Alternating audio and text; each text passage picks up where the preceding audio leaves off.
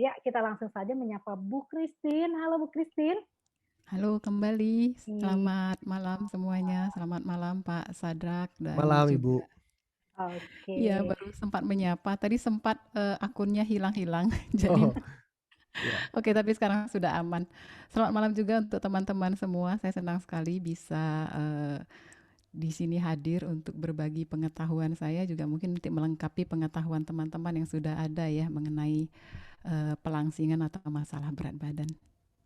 Oke. Nah, Bu, sebelum Ibu mulai presentasi, kita pengen tahu dulu nih Bu, mengenai kira-kira nanti gambarannya seperti apa sih Bu yang akan Ibu jelaskan gitu. Mungkin kita juga perlu tahu ya bahwa Bu Christine ini, nanti, lebih ke fokusnya tekniknya pengelolaan pikiran ya Bu sebenarnya ya Bu ya? Ya, saya memang lebih, bukan lebih, tapi memang tuh fokus satu-satunya ya. Saya tidak mengajarkan diet, saya tidak mengajarkan olahraga, jadi sehingga untuk hal tersebut nanti teman-teman bisa mendapatkan informasinya dari yang lain. Tapi saya khusus hanya untuk pengelolaan stres dan pemberdayaan pikiran bawah sadar. Nah, karena kalau kita bicara soal pikiran manusia itu luas sekali, jadi malam ini kita batasi hanya di bagian pengelolaan stres saja. Jadi sehingga nanti teman-teman bisa mengenal lebih baik stres itu seperti apa. Karena banyak orang kalau kalau dibilang stres pasti ngakunya gini, enggak saya enggak stres kok gitu. Saya enggak stres, saya mah happy-happy aja gitu. Saya mah senang-senang aja orangnya, saya mah dibawa santai gitu lah ya. Saya mah santuy gitu. Tapi apakah benar itu benar-benar dia bebas dari stres? Ternyata seringkali juga tidak, karena yang ada adalah penyangkalan. Nah, di sini kita akan berkenalan lebih dekat. Tujuannya apa? Tujuannya supaya teman-teman punya kemampuan untuk mengidentifikasi stres lebih dini, sehingga kalau kita sudah mampu mengenali adanya stres di dalam diri kita lebih cepat juga mengatasinya. Jadi nggak sampai akut, nggak sampai kronis, nggak sampai stres ini jadinya nanti mempengaruhi gaya hidup kita, bahkan juga nanti penyakit-penyakit yang lain juga datang gara-gara stres yang diabaikan, stres yang disangkal, stres yang tidak dikenali. Nah, itu harapannya sehingga juga nanti teman-teman kalau nanti waktunya sempat ya, kalau waktunya sempat nanti kita juga bisa berlatih relaksasi bareng-bareng supaya teman-teman tahu seperti apa sih yang dimaksud dengan relaksasi. Nanti juga saya juga akan beritahu, oh ternyata relaksasi itu juga banyak jenisnya. Jadi teman-teman juga bisa melakukan berbagai praktik relaksasi. Intinya ya selama kita hidup ya kita juga harus eh, tahu batas kita seperti apa. Boleh kerja keras ya, tapi kita juga harus juga tahu, oh saatnya juga saya rileks. Tapi rileks yang baik itu seperti apa gitu. Jadi kebanyakan orang merilekskan diri dengan makanan, sama aja bohong gitu ya. Memang sih makanan bisa bikin rileks, coklat, es krim, makanan manis-manis dan berlemak gitu ya, ngopi, itu bisa bikin rileks. Tapi nanti begitu pulang lihat timbangan sudah nggak rileks lagi gitu. Apalagi kalau misalnya lihat timbangannya sebulan kemudian, setahun kemudian ya, baju makin hari makin sempit dan sebagainya. Jadi lebih kepada itu saja. Jadi tadi juga saya terima kasih kepada Pak Sadrak yang dari awal juga sudah memperingan beban materi saya. Jadi sehingga teman-teman juga tadi sudah mendapatkan penjelasan soal kondisi obesitas di negeri kita ini supaya menjadi motivasi bagi kita lah ya, jangan sampai kita menyumbang satu angka ke dalam grafik-grafik itu. Nah, Iya. seperti itu saja sih. Iya iya, oke. Wah, ini menarik sekali ya. Ini kayaknya saya banget deh, Bu Christine, kalau Curhat stres nih. ya heeh. Ini pasti nanti ya Bapak Ibu yang mau nanya-nanya, yang mau curhat ya, boleh ya bertanya nanti sama Bu Christine. Tapi lebih baik Bapak Ibu simak ya, nanti materinya Bu Christine biar tahu pertanyaan-pertanyaan yang nanti berkaitan memang dengan yang dijelaskan Bu Christine. Tapi memang iya ya Bu ya, kalau stres itu kenapa ya larinya tuh kebanyakan ya nggak tahu ya, kalau saya makan Bu, emang Bu, bikin happy gitu kayaknya, tapi entar stresnya datang lagi tetep aja ya Bu ya? Tetap. Tahu nggak kenapa? Hampir hampir semua manusia sih. Ini sebenarnya program yang sudah ditanamkan kepada kita sejak kita masih kecil. Ibu-ibu nih yang sudah punya anak yang masih ingat pada saat anaknya bayi nangis, begitu anaknya oe oe, lalu apa yang dicari? Pasti langsung dot atau ompengnya, betul nggak? Padahal harusnya diperiksa dulu popoknya basah atau enggak, ada semut yang gigit dia atau enggak, kepanasan atau enggak, ya atau kedinginan atau enggak, kelaparan atau enggak. Ini sebelum apa-apa begitu oek langsung dicep dodot. Jadi dari sejak kecil kita sudah terprogram kalau enggak nyaman fisik dan mental, bisa juga si bayi itu kesepian, bosan kan. Bayi kan nggak bisa ngomong, yang dia tahu adalah segala sesuatu yang tidak nyaman, dia akan nangis. Nah si pengasuhnya, si orang tuanya, ini nggak ngerti, pokoknya kalau nangis, nangis artinya dia nggak nyaman, langsung dicepkan ompeng. Jadi sejak dari bayi kita sudah punya program kalau tidak nyaman harus masuk sesuatu ke mulut. Nah kalau udah besar kan nggak mungkin ompeng lagi kan. Kalau udah besar ganti tuh ompengnya jadi donat, kopi, keripik, gorengan, ya sama rawitnya. Udah ganti ompengnya nggak gitu lagi. Tapi programnya masih sama. Kalau saya merasa nggak nyaman, kalau saya sedih, kalau saya tengkar sama orang, kalau saya ditolak waktu prospek, apa yang menghibur saya? Ada program di bawah sadar kita ngingatin, hey dulu waktu kamu kecil setiap kali kamu sedih, sesuatu masuk ke mulut loh. Ayo sekarang yuk cari sesuatu yang masuk ke mulut. Nah ini program yang harus kita perbaiki. Sekarang teman-teman sudah tahu ya. Jadi next time sudah tahu, oh ya saya bukan bayi lagi gitu ya. Jadi saya sudah harus mencari tahu, saya sudah lebih dewasa, saya harus mencari tahu stres saya apa ya. Dan saya harus mengatasinya dengan cara yang berbeda. Karena kalau enggak ya hasilnya ada efek samping, benar-benar nyamping, efeknya itu nyamping beneran ya. Nyamping dan melebar ya Bu. Iya, melebar gitu. Oke, siap. Oke, Bu Christine, kita langsung saja pengen tahu juga nih seperti apa memang pengaruhnya stres ini dan kita pengen banget bisa mengelola stres kita supaya tidak terjadi tadi angka statistik obesitas itu tadi ya Bu ya. Silakan Bu Christine. Oke, terima kasih. Saya izin share screen ya.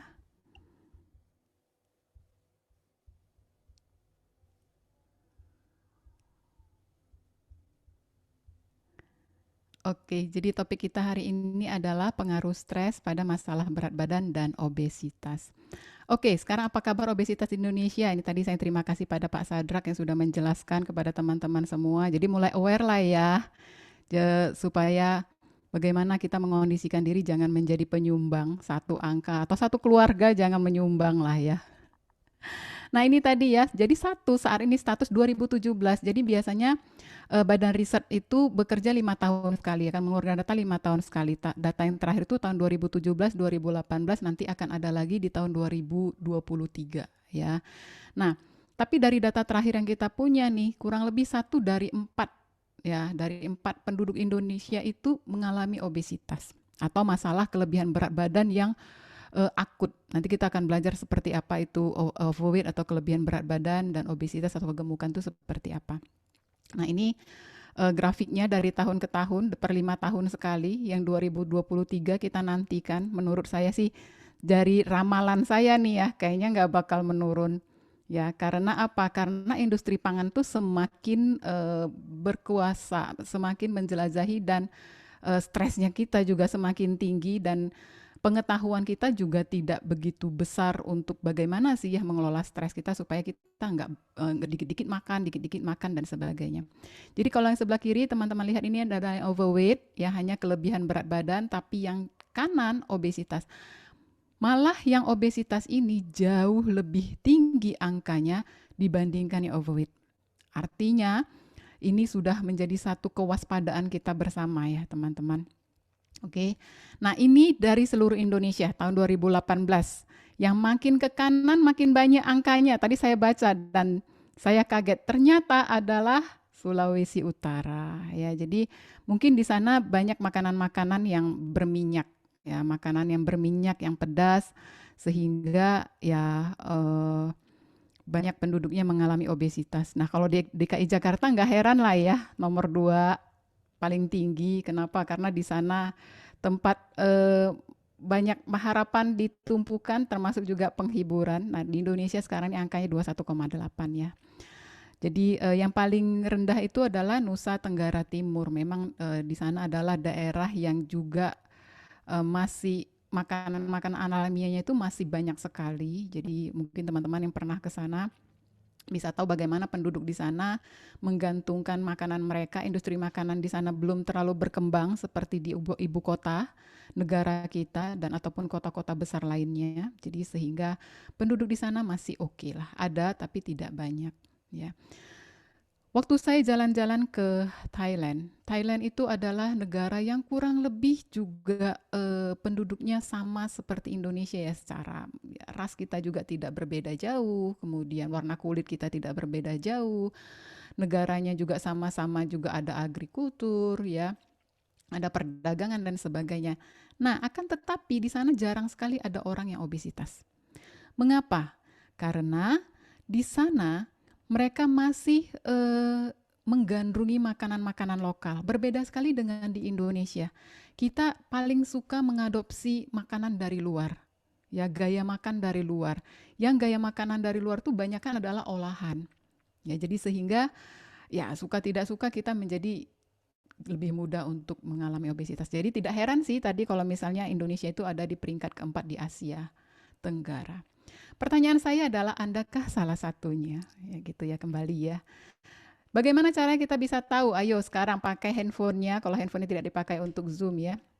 Nanti atau misalnya setelah ini, cek saja di internet, itu BMI online. Masukkan berat badan Anda, usia Anda, kemudian juga tinggi badan Anda, dan lihat nih, Anda kira-kira di mana? Dia warna biru, hijau, kuning, orange, atau merah ya. Nanti bisa tahu apakah di overweight, obesitas, atau bahkan extremely obese. Extremely obese ini adalah orang-orang yang 200 kiloan ya. Itu sudah seperti itu angkanya. Oke, nah masalah berat badan itu semua masalah pasti ada penyebabnya ya. Jadi kalau misalnya kita anggaplah sebuah pohon, masalah berat badan ini adalah batang dan daun-daunnya. Tapi di dalamnya itu ada akarnya. Ya, ada penyebabnya, itu akarnya. Akar masalah berat badan ini kayaknya sih cuma satu doang sih, banyak makan sedikit gerak. Akan tetapi ternyata rambut-rambut akarnya ini banyak banget. Ya, banyak banget. Apalagi kalau misalnya dikaitkan dengan stres.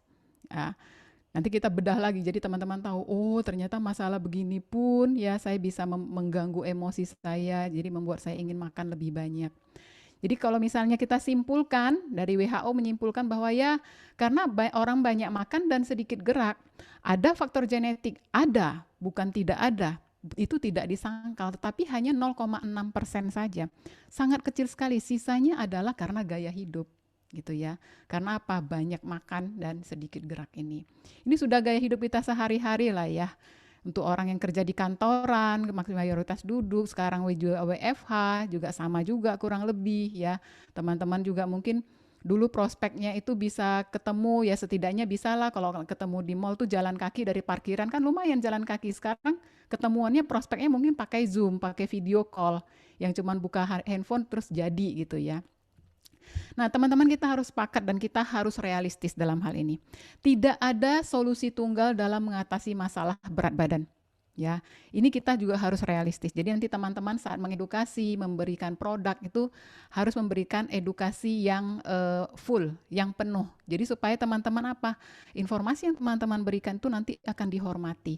Jadi orang-orang itu bekerja sama bukan hanya karena produknya, tapi juga karena teman-teman memberikan informasi yang membantu mereka. Ya, nah seperti itu. Jadi kita harus realistis, tidak ada solusi tunggal dalam mengatasi masalah. Kalau solusi tunggal maksudnya gimana? Bisa nggak dengan diet saja, ya, diet saja, kita akan mampu menurunkan berat badan. Nggak usah olahraga, nggak usah apa-apanya ya. Diet aja. Diet itu maksudnya apa? Kebanyakan orang biasanya diet itu adalah mengurangi makan. Ya, jadi apa? Skip breakfast. Jadi nggak makan pagi, nggak makan malam, makannya cuma makan siang aja. Begitu dia makan siang, dia akan makan dengan kelaparan. Itu satu. Kedua adalah makannya cuma sekali tapi ngemilnya berkali-kali. Ya sama aja bohong ya. Sekali ngemil misalnya satu keping pizza, which is satu keping pizza itu sudah sama dengan satu bowl besar, satu mangkok besar misalnya salad. Satu keping pizza mungkin masih geli-geli doang tuh ya di lidah, dan itu dianggap camilan loh ya. Nah, makan siangnya, kalau dia cuma makan siang aja, pagi nggak makan, malam nggak makan, otomatis saat siang makannya itu banyak banget. Teman-teman tahu nggak yang namanya sumo diet? Sumo tahu ya, atlet yang memang diwajibkan untuk berbadan besar. Para sumo itu kalau dietnya itu bukan sering-sering makan, tidak. Dietnya itu makannya cuma sehari sekali atau 2 kali, tapi langsung porsi besar. Dan setelah makan dengan porsi besar kurang lebih 6.000 kalori, si sumo ini, atlet sumo ini akan disuruh istirahat atau tidur. Ini mirip-mirip dengan orang yang skip breakfast sama skip dinner. Makannya cuma makan siang aja, tapi setelah makan siang, ya dia nggak istirahat tidur, tapi dia duduk. Badannya nggak ngapa-ngapain. Artinya apa? Artinya makannya itu akan berlebihan. Ya, kalorinya akan berlebihan dan sekali lagi kalau kalori yang berlebihan itu akan disimpan menjadi lemak oleh tubuh kita. Ini diet ya. Jadi ada lagi yang dietnya misalnya makan sayuran aja atau ada lagi diet yang katanya diet karbohidrat, nggak boleh makan nasi, skip makan nasi. Kita orang Indonesia kalau nggak makan nasi rasanya itu ada yang kurang ya. Jadi ada juga yang misalnya makannya cuma daging aja atau telur aja. Sempat booming juga dietnya diet telur doang ya. Jadi nggak bisa begitu gitu. Tanpa nggak usah misalnya nggak usah olahraga. Bisakah? Bisa. Berat badannya akan turun. Tapi berapa lama? Berat badan turun karena tubuhnya kaget. Ini kenapa nggak dapat makanan yang full nih seperti biasanya ya. Tapi pada suatu masa dia akan stuck. Begitu dia akan stuck, dan bukan hanya stuck saja, tapi dia juga mulai mengalami kerusakan-kerusakan. Jadi hati-hati dengan diet. Saran saya adalah kalau Anda mengalami kelebihan berat badan atau juga obesitas, saran saya adalah berkonsultasilah ke nutrisionis. Ya, nutrisionis untuk memberikan Anda pola makan tuh juga harus memeriksa hal-hal lainnya. Jadi nggak sembarangan, oke? Itu yang pertama. Atau misalnya gini, bisa nggak saya nggak usah diet nih, tapi saya olahraga aja mati-matian ya. Setengah mati, seperempat mati, sepertiga mati juga nggak apa-apa. Nggak bisa kalau makannya masih ngaco. Karena apa? Sumber kalori Anda ada di makanan. Kalau intake Anda tidak diperbaiki, gizi Anda tidak diperbaiki, Anda cuma menjajani lemak-lemak Anda, percuma, masuknya tetap masuk, keluarnya juga tetap keluar. Nggak akan kemana-mana juga hasilnya.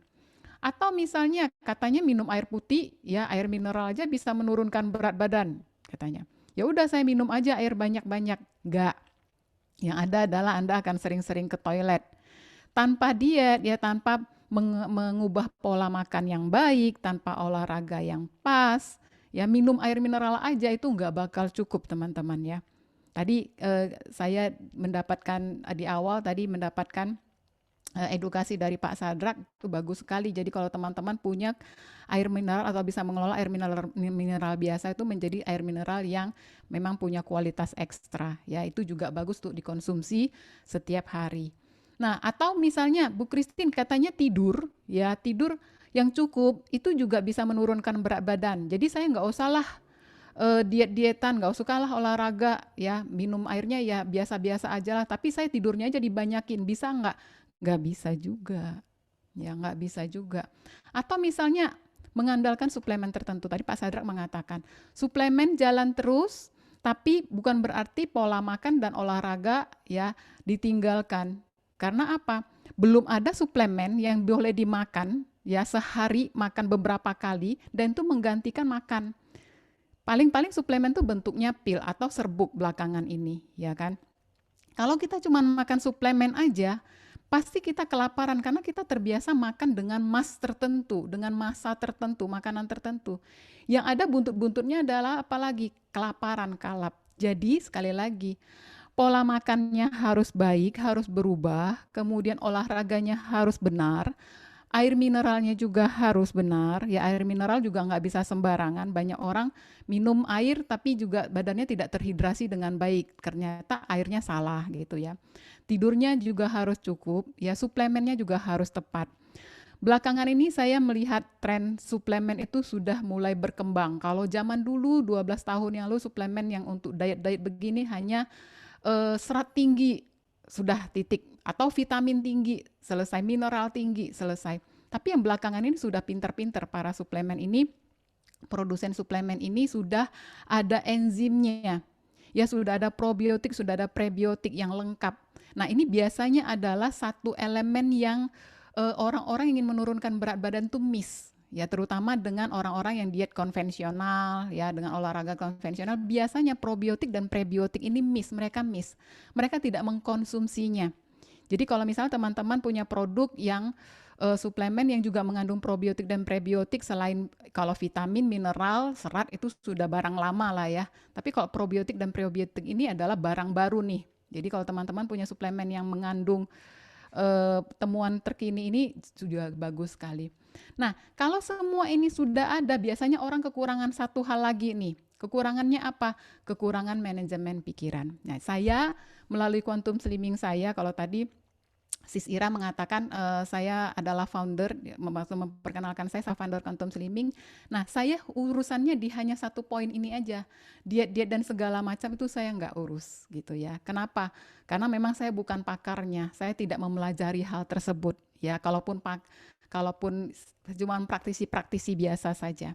Oke, nah saya hanya fokus di pengelolaan stres dan pemberdayaan pikiran bawah sadarnya saja. Jadi kalau pikiran bawah sadar, seperti tadi yang sempat Sis Ira diskusikan dengan saya di awal, salah satu contohnya itu, kenapa ya kalau stres kita bawaannya kepengen makan gitu ya.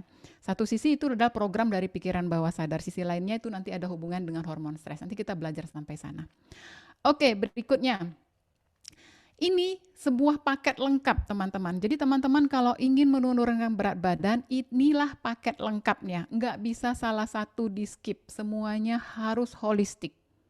Ya, kalau hanya salah satunya saja, maka teman-teman harus siap-siap berurusan dengan efek sampingnya. Karena memang manusia hidup itu butuh seperti ini. Kita boleh bilang, zaman dulu nenek kakek saya juga nggak olahraga, nggak ke gym, iya, tapi mereka banyak jalan kaki. Nggak sampai sekarang, mau kemana-mana, mau nyebrang aja sudah naik motor ya, atau naik mobil.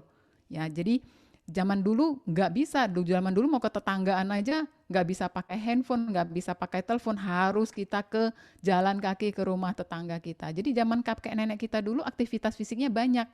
Jadi mereka nggak perlu ke gym-gym segala, nggak perlu olahraga ekstra. Beda dengan kita gitu. Terus diet, orang zaman dulu kakek nenek saya juga nggak diet karena mereka makannya sudah benar. Tidak ada bahan pengawet, tidak ada pewarna, ya tidak ada perasa, ya tidak ada pemanis buatan. Zaman sekarang makanan kalau katanya low sugar, rendah gula itu pasti nggak enak. Supaya enak bagaimana? Supaya enak dikasih high fat, ya. Karena apa? Katanya sekarang konsumsi gula sama dengan bisa gemuk. Maka orang sibuklah diet gula, sibuklah mencari produk-produk yang rendah gula. Padahal di produk-produk yang rendah gula itu mengandung pemanis buatan, sama aja bohong ya. Nah, barang-barang seperti itu bagi tubuh kita itu racun. Kalau itu racun dan kita tidak punya cara untuk mengeluarkannya, kita tidak berkeringat melalui olahraga, kita tidak melakukan misalnya spa atau sauna, jadi racun itu akan tertinggal di dalam tubuh kita. Nah, racun yang tertinggal di dalam tubuh kita ini akan daripada berkeliaran, tubuh kita ini pinter, dia mau melindungi kita. Supaya tidak berkeliaran, maka tubuh kita akan memproduksi lemak lebih banyak. Salah satu fungsi lemak adalah sebenarnya untuk menangkap atau memenjarakan racun-racun yang kita makan melalui 4P tadi, pewarna, perasa, pemanis buatan, dan juga pengawet. Jadi ini semua sekali lagi, kalau teman-teman ingin menurunkan berat badan, maka teman-teman harus melakukan praktek lengkap ini. Oke? Jadi karena saya tadi urusannya adalah buletan yang soal mengelola emosi, dan juga adalah mengelola stres dan juga pemberdayaan pikiran, maka berikutnya saya akan membahas soal ini saja. Mengelola stres adalah bagian penting dalam mengatasi masalah berat badan. Ini missing link banyak orang. Jadi biasanya orang-orang hanya melakukan 5 poin tersebut ya, tapi stresnya tidak dikelola. Padahal stres ini ada kaitannya erat sekali. Kaitannya di mana? Kita manusia, tubuh kita punya 3 jenis hormon penyimpan lemak. 1 hormon kortisol, 2 insulin, 3 estrogen. 3 hormon ini adalah hormon yang fungsinya menyimpan lemak di tubuh kita. Oke, kortisol ini berhubungan dengan stres, kita akan bahas banyak lagi berikutnya soal stres. Insulin ini adalah hormon yang diproduksi oleh pankreas pada saat kita makan, terutama makan makanan yang mengandung karbohidrat, terutama karbohidrat rendah. ya. Jadi semakin banyak makanan yang manis-manis, semakin banyak karbohidrat yang kita makan, semakin besar insulin yang diproduksi oleh pankreas kita. Maka semakin juga banyak potensi lemak itu akan disimpan. Itu adalah kalori-kalori yang tadi kita makan banyak tapi tenaga kita nggak keluar, ya. Nggak keluar begitu banyak. Akhirnya apa? Kalori yang berkelebihan ini oleh si insulin disimpan menjadi lemak. Oke? Kemudian adalah estrogen. Ini eksklusif hanya dimiliki oleh perempuan. Tubuh pria punya hormon estrogen tapi tidak sebanyak perempuan. Apabila seorang laki-laki, tubuh laki-laki memiliki banyak estrogen, maka dia akan menjadi halus, teman-teman. Oke, tapi ini misalnya ini adalah yang genetik, yang dari memang genetik. Kalau belakangan ini banyak yang halusnya itu adalah halus-halus karena program pikiran juga, karena pergaulan dan sebagainya. Oke, kita kembali lagi pada estrogen. Jadi ini secara alamiah, estrogen inilah yang membedakan antara tubuh perempuan dengan tubuh laki-laki. Estrogen ini yang membentuk tubuh wanita menjadi punya lekuk. Tubuh kita perempuan dan laki-laki kalau dipipil tinggal tengkorak sama ya, bentuk tengkorak kita sama. Paling-paling bedanya adalah kepadatan atau volumenya saja. Tapi kalau disusun semua sama, nggak ada lekuk tubuhnya. Yang membuat kita tahu, oh nih perempuan nih, ya ini perempuan jadi-jadian nih gitu. Kita bisa langsung tahu dari bentuk tubuhnya. Karena apa? Karena tubuh perempuan punya lekuknya. Nah, lekuk ini karena si estrogen. Jadi estrogen ini adalah hormon yang menyimpan lemak tapi khusus di tempat-tempat tertentu. Payudara, ya bokong, ya pinggang, panggul. Jadi nggak heran kalau Anda yang sudah melahirkan punya simpanan ekstra di sana, itu karena jasa si hormon estrogen ini. Ya, oke. Biasanya kalau sehari-hari kita memang tidak mengkonsumsi hormon estrogen, kecuali untuk Anda yang minum pil KB. Tapi ada hormon estrogen ini juga dihasilkan oleh beberapa tumbuhan. Contohnya adalah flaxseed, tapi kita orang Indonesia jarang sekali mengonsumsi flaxseed. Nomor 2 adalah kedelai, kacang kedelai. Kita orang Indonesia sangat sering mengonsumsi kacang kedelai. Dari mana? Dari tempe dan tahu. Tempe masih oke. Tempe masih oke karena dia sudah mengalami fermentasi. Tapi kalau tahu itu sama sekali a big no-no untuk Anda yang sudah berbokong besar. Ya, nanti bokong Anda berpaha besar. Jadi kalau untuk Anda yang ingin mengecilkan paha, mengecilkan bokong, ya mengecilkan panggul, hindari makanan yang mengandung kacang kedelai. Ya, baik susu-susu dan sebagainya. Oke? Kemudian yang berikutnya apa? Yang berikutnya adalah ada juga itu namanya pitogen, yaitu estrogen yang berasal dari tumbuh-tumbuhan, tumbuh-tumbuhan. Ada lagi yang namanya stenogen. Ini biasanya adalah senyawa kimiawi yang dilepas oleh botol minuman yang terbuat dari plastik yang kalau terjemur, ya, yang kalau terjemur oleh matahari. Maka teman-teman, ya mulai sekarang gantilah botol minumannya dengan botol minuman yang jangan pakai yang plastik yang biasa itu ya, yang air minum dalam kemasan itu. Botol plastik itu jangan digunakan berulang-ulang. Oke? Dan jangan biarkan di dalam mobil terpanggang, oke? Nah, ini. Nah, kita sekarang eksklusif membahas si kortisol ini. Jadi sekarang saya tidak akan menjelaskan struktur biokimia seperti apa ya, sehingga bagaimana kortisol ini bisa menjadi hormon penyimpan lemak, karena saya nggak mau teman-teman setelah belajar itu malah menjadi stresnya bertambah. Pokoknya kita cukup tahu, oh ternyata kortisol yang adalah hormon yang dihasilkan ketika kita mengalami stres ini merupakan salah satu hormon penyimpan lemak. Untuk itu patut kita hindari. Oke. Hormon kortisol ini juga ada hubungannya nanti dengan nafsu makan, ya. Kenapa? Karena ketika kita stres, tubuh kita itu merasa dia butuh energi lebih banyak. Begitu dia butuh energi lebih banyak, maka hormon kortisol ini akan bekerja sama dengan hormon lapar, hormon ghrelin, untuk ngasih sinyal kita, oi makan, makan. Kenapa? Orang ini lagi stres, dia butuh energi tambahan untuk mengatasi masalahnya, gitu. Masalahnya manusia modern zaman sekarang mengatasi stresnya tidak dengan cara fight, ya bertempur dengan si sumber stres atau melarikan diri secara fisik, enggak. Ya paling kita tengkar-tengkar di chat yang gerak jempol doang, energinya nggak banyak. Jadi akhirnya si kortisol ini berhasil membuat kita lapar ya dengan kerjasama beberapa hormon lainnya, dan kita makan, tapi sayangnya energi yang keluar cuma energi jempol ataupun hanya jari-jari ketik.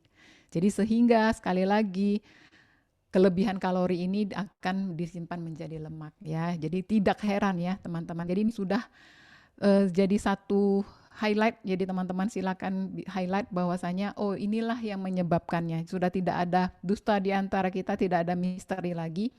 Jadi inilah yang menyebabkan mengapa stres itu ada kaitannya dengan masalah berat badan, ya, itu bertambahnya atau kelebihan berat badan dan masalah kegemukan atau obesitas. Ini definisi stres nih, ya, ada dari Vincent Corneli, yaitu stres adalah gangguan pada tubuh dan pikiran disebabkan oleh perubahan dan tuntutan hidup. Lalu oleh Charles D. Spielberger. Ini juga tuntutan-tuntutan stres adalah tuntutan-tuntutan eksternal mengenai seseorang, misalnya objek dalam lingkungan atau sesuatu stimulus yang secara objektif dianggap berbahaya atau merugikan individu. Jadi misalnya Anda dihujat orang, ya misalnya Anda lagi baik-baik tuh promo di misalnya di Facebook, di Instagram, tiba-tiba ada yang komen gitu misalnya, ya. Atau misalnya Anda ditolak waktu prospek, Anda merasa aduh ini bahaya ya karena ini membuat saya malu gitu. Ini juga bisa akan menjadi direspon sebagai stres. Ini juga ada stres adalah tekanan, ketegangan atau gangguan yang tidak menyenangkan berasal dari luar diri seseorang. Ya, ini ada beberapa definisi, saya tidak bacakan lagi karena kurang lebih sama. Saya tunjukkan ini buat pamer-pamer aja supaya teman-teman tahu saya banyak riset ya. Nah, jadi intinya teman-teman, ini ada konklusinya ya, stres ini didefinisikan sebagai ketidakmampuan mengatasi ancaman yang dihadapi oleh mental, fisik, emosional, dan spiritual manusia. Ini definisi lengkapnya. Yang pada suatu saat dapat memengaruhi keadaan fisik maupun manusia tersebut. Sebenarnya stres ini dibagi atas dua, stres yang baik dan stres yang buruk. Kok ada stres yang baik? Ada, contohnya misalnya, stres yang baik itu adalah kita mau presentasi nih, teman-teman LWG mau prospek ya ke misalnya calon partner misalnya. Ya, tentu misalnya teman-teman agak grogi sedikit ya. Ini adalah stres yang baik. Ini adalah sinyal bahwa oh saya harus mempersiapkan diri saya. Mungkin secara penampilan saya harus baik, harus bagus ya, harus rapi, ya harus terkesan profesional. Masa iya prospek cuma pakai singlet ya dan kemudian celana pendek sandal jepit, siapa yang percaya gitu ya. Kita harus cukup representatif sesuai dengan produknya kita. Jadi sehingga ketika kita melakukan persiapan-persiapan, stresnya turun. Nah ini disebut dengan stres yang baik. Stres ini sempat juga sih membuat kita grogi sesaat. Stres yang buruk itu adalah stres yang jangka panjang, yang terus menerus. Misalnya dikejar hutang dan belum ada dananya. Ya, ini akan terus menerus. Jadi ini juga ini disebut dengan stres yang buruk. Oke, sekarang kita masuk lebih dalam lagi. Stres, dan ini adalah jenis-jenisnya stres ya. Stres ada dibagi atas dua, akut dan kronis. Ini simpelnya saja teman-teman ya.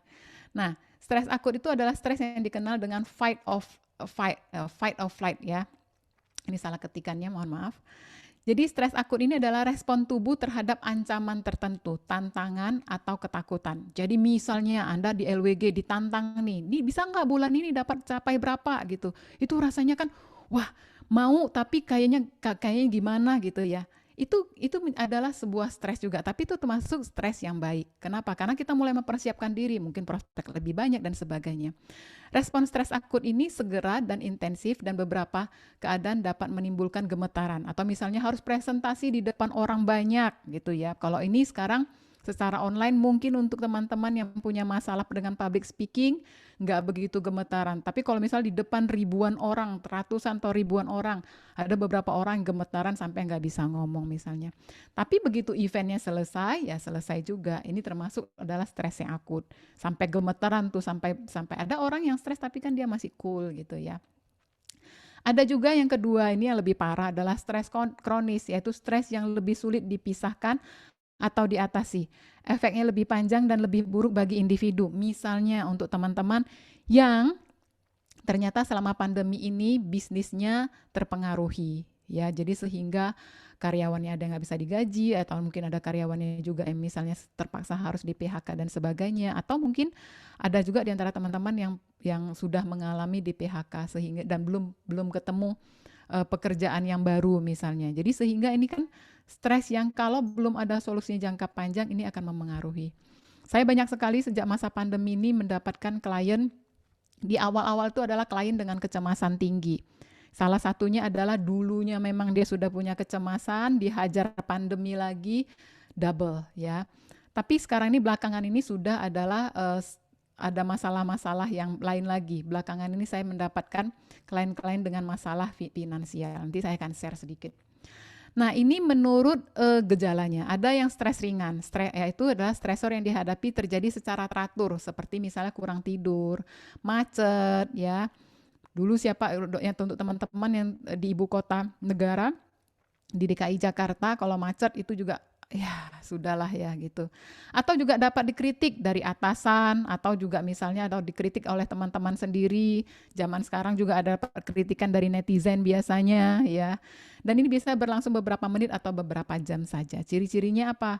Kita menjadi semangat meningkat, setidaknya kita semangat misalnya untuk membela diri gitu ya. Penglihatan kita lebih tajam karena kita harus jeli nih siapa kira-kira ini tindakan dia apa, perkataan dia berikutnya apa gitu ya. Kemudian energi kita meningkat, tapi sayangnya cadangan energi kita menurun. Karena apa? Karena dibuat untuk backup ya. Kemudian kita juga sering merasa letih tanpa sebab, nggak ada apa-apa kok, tapi rasanya nggak enak, gizi saya cukup tidur saya cukup, ya. Ini karena biasanya Anda mengalami stres ringan. Kemudian kemampuan menyelesaikan masalah juga meningkat, karena apa? Stres ringan ini tadi berhubungan dengan kita harus menyiapkan diri kita menjadi lebih baik. Kita tahu ini stres yang bisa akan terlewatkan kok sebentar lagi, tapi harus ada upaya yang kita lakukan. Dan seringkali juga ini mengalami sistem pencernaan, ya bisa mengalami nafsu makan meningkat, bisa juga nggak bisa makan sama sekali. Dan perasaan tidak santai atau gelisah, ini gimana ya. Ya. Stres ringan ini biasanya diatasi cukup dengan ngobrol aja dengan orang, ya minta solusi. Misalnya Anda ke upline Anda, minta solusi nih bagaimana. Setelah Anda mendapatkan ya solusinya atau sharing dari dia, Anda akan menjadi lebih tenang. Kemudian stres yang sedang, ini stres yang berlangsung lebih lama, disebabkan oleh adanya situasi yang tidak atau belum terselesaikan, misalnya bertengkar dengan rekan kerja, udah habis tengkar-tengkar, ya marah-marahan, kemudian mau temenan lagi rasanya masih awkward, masih aneh gitu ya.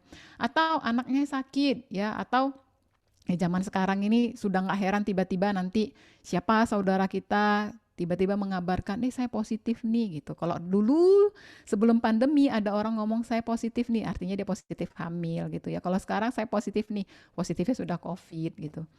Nah, atau Anda sedang merindukan kehadiran seseorang, ini juga bisa menjadi stres yang sedang. Atau berpisah dengan seseorang lah misalnya ya. Misalnya untuk yang belum nikah, misalnya pacaran putus gitu. Tuh. Nah, ciri-cirinya adalah apa? Sering mengalami sakit perut atau mules. Kemudian otot-otot rasanya tegang, ya, perasaan juga tegang, mengalami gangguan tidur. Tidurnya bisa tidur tapi kurang nyenyak gitu. Badan terasa ringan, tapi ringannya itu melayang-melayang kayak ngefly. Lebih mudah lapar atau bisa juga malah kehilangan nafsu makan. Kemudian yang berikutnya, stres berat. Semakin berat jenis stresnya semakin banyak juga tulisannya ya. Nah, stres berat ini dialami sangat lama, benar-benar jangka panjang. Ada orang yang datang ke saya mengalami stres itu bukan cuma setahun, 2 tahun, tapi belasan tahun, ada juga yang puluhan tahun. Dia datang ke saya sudah nggak karuan-karuan hidupnya ya. Masih berfungsi tapi hidupnya sudah nggak enak. Biasanya datang sudah dengan depresi, yang nggak bisa tidur, kecemasan tinggi, wah macam-macam deh. Ada yang mulai juga melalui gangguan mental, halusinasi, macam-macam lah ya. Jangan sampai ke tahap sana ya teman-teman ya. Makanya teman-teman ini mulai ini kan kita di-record ya. Jadi mungkin juga nanti teman-teman bisa lihat tayangannya ulang, mulai mendiagnosis diri sendiri. Saya mengalami stres yang mana? Mudah-mudahan stres yang ringan-ringan saja sehingga mudah diatasi. Jangan yang berat-berat ya. Nah, stres berat ini dialami sangat lama oleh seseorang. Dapat berlangsung beberapa minggu, beberapa bulan, bahkan ada yang tahunan dari pengalaman saya ya. Seperti perselisihan pernikahan, perkawinan secara terus-menerus, sama pasangan tengkar terus, sama mertua tengkar terus, atau sama tetangga tengkar terus. atau juga kesulitan finansial yang berlangsung lama dan tidak ada perbaikan. Nah, ini dia. Belakangan ini saya mendapatkan klien-klien dengan masalah finansial. Ya, ada yang plafon tabungannya nggak bisa tinggi. Setiap misalnya mencapai 10 juta, 50 juta, atau 100 juta langsung drop lagi. Seberapa besar pun penghasilan dia, ada yang penghasilannya sebulan tuh bisa ratusan juta. Percaya nggak percaya tabungan dia itu nggak bisa di angka 5 juta, di atas 5 juta. Bayangkan ya, income ratusan juta tapi tabungannya itu nggak sampai 5 juta. Kok bisa gitu? Ternyata ada masalah di pikiran bawah sadarnya, ya, yang menyabotase dia sehingga dia tidak diizinkan untuk menjadi orang yang punya banyak uang. Maka seberapa banyak pun uang yang mengalir itu nggak bisa betah di rekening dia, di dompet dia. Oke, ada juga orang-orang yang mengalami masalah finansial karena memang tidak punya literasi finansial atau pengetahuan atau kecakapan untuk mengelola keuangan. Jadi berapa ratus juta pun income dia, ada yang bahkan sempat miliaran per bulan loh ya, tapi tetap aja finansialnya nggak baik. Kenapa? Karena tidak punya literasi finansial, nggak belajar. Dulu nggak punya uang, nggak lah, dulu saya nggak usah belajar manajemen keuangan, kenapa? Uangnya belum ada. Begitu uangnya makin hari makin bertambah, pengetahuan manajemen keuangan ini tetap tidak dikuasai, maka tetap aja dia nggak bisa punya uang. Nah, ini ada yang demikian. Saya harap teman-teman semua sudah belajar literasi finansial. Kalau misal tidak belajar, mulailah belajar. Mungkin suatu hari nanti pertimbangan dari LWG juga undang orang-orang yang bisa mengajarkan literasi finansial. Jadi banyak sekali dari orang-orang, makanya saya nggak bisa pro ke salah satu produk MLM teman-teman, karena saya milik banyak klien tuh datang dari berbagai brand. Saya juga tidak bisa stand untuk satu brand juga di MLM ataupun brand yang lain, karena memang banyak pelaku-pelaku itu juga menjalin kerjasama dengan saya, setidaknya menjadi klien misalnya. Jadi, nah, banyak sekali orang-orang yang berkecimpung misalnya seperti teman-teman ya, pelaku MLM, ada yang sudah leader juga akhirnya ngedrop, artinya meninggalkan bisnis MLM-nya ini. Karena apa? Karena dia merasa bisnis ini tidak membuat saya juga nyaman secara finansial. Padahal yang salah bukan bisnisnya, tetapi dia tidak punya literasi finansial. Sehingga buntut-buntutnya dinyalakan, nggak mau main di MLM lagi. Kenapa? Saya nggak bisa kaya juga tuh dari sana gitu. Jadi biasanya orang-orang income-nya bertambah, gaya hidupnya lebih bertambah. Itu dia, nggak punya literasi finansial. Harus punya. Sesederhana pun Anda harus punya. Anda harus tahu reward, Anda harus tahu mobil yang Anda punya itu sebagus apapun, itu mobil itu aset atau liabilities. Anda harus tahu. Rumah yang Anda miliki yang besar, yang mewah itu liabilities atau aset. Anda harus tahu.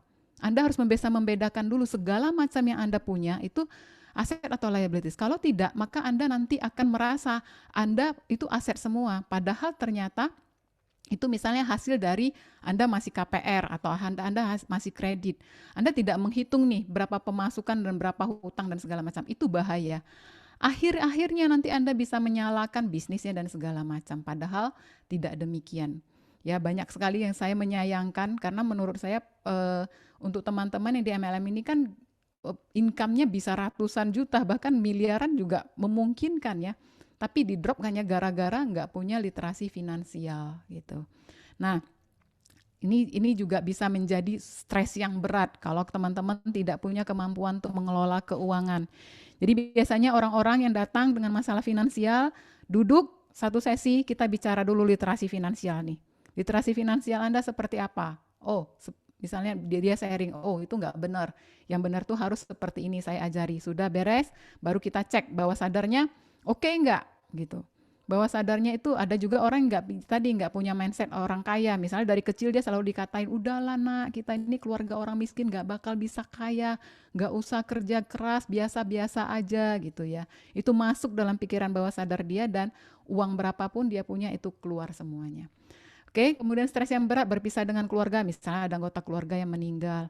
Atau pindah tempat tinggal, siapa bilang pindah tempat tinggal tuh nggak stres. Ada satu klien saya, begitu dia pindah rumah, dia mulai sering sakit-sakitan. Dia bilang Hong Sui-nya nggak ada apa segala macam. Setelah diselidiki ternyata rumahnya itu di pinggir jalan raya dan dia tipe orang yang nggak bisa tahan dengan suara ribut. Ya iya pasti stres dan kemudian sakit-sakitan ya. Maka saran saya kamarnya ya kalau mau pindah ke kompleks yang sepi, kalau nggak punya dananya sebesar itu untuk pindah rumah, pasanglah kamar tidur dan ruang ruang kerja Anda itu pengedap suara, selesai urusan ya. Nah, atau Anda juga sedang memiliki penyakit kronis ya, termasuk perubahan fisik, misalnya usia makin hari makin tambah, dan kemudian Anda tidak menjaga kesehatan Anda ya. Psikologi sosial pada usia lanjut. Nah, ini juga bisa menjadi stres berat. Ciri-cirinya apa? Ya makin hari makin stresnya makin akut, makin makin banyak ya. Susah beraktivitas, jadi malas, pengennya rebahan aja. Kemudian gangguan hubungan sosial, maunya diem di rumah, menjadi judes ya, gampang tersinggung, sulit tidur, sering berpikir negatif, pikiran negatif melulu. Kemudian penurunan konsentrasi, dikasih tahu 5 hal untuk dikerjakan yang diingat cuma satu ya. Sering merasa takut yang nggak jelas, mau apa-apa takut ya, keletihan, sering letih, tidak mampu melakukan pekerjaan sederhana karena tadi konsentrasinya menurun. Gangguan sistem imun, gampang flu ya, gampang demam, nafsu makannya meningkat atau malah menurun, sering mimpi buruk, temperamental, gampang marah-marah ya, ingin menjadi. Jadi kalau Anda punya pasangan yang mudah marah, disentil sedikit marah, ajak duduk ngobrol supaya bisa memetakan stresnya apa. Itu nih ya, ingin menyendiri, terus malas bergerak, dan lebih mudah putus asa. Jadi ini sudah ciri-ciri stres yang berat. Ya teman-teman silakan cek ke diri masing-masing. Oke. Nah, solusinya apa dong Bu Christine? Solusinya relaksasi secara rutin, oke? Relaksasi pikiran itu manfaatnya apa saja? Satu, menjauhkan dari stres dan mengurangi tingkat kecemasan. Kedua, memberikan ketenangan batin. Ketiga, menurunkan tekanan darah. Keempat, meningkatkan sistem imun tubuh. Kelima, mengendalikan nafsu makan. Kalau tadi Pak Sadrak pamer produknya tuh ya, Cianos sama tadi hidrogen ya. Saya juga mau pamer nih manfaat relaksasi pikiran. Tapi ini bukan produk saya, ini produk semua orang gitu ya. Dan teman-teman semua punya dan sudah dikasih Tuhan dan gratis, tinggal dipakai saja gitu.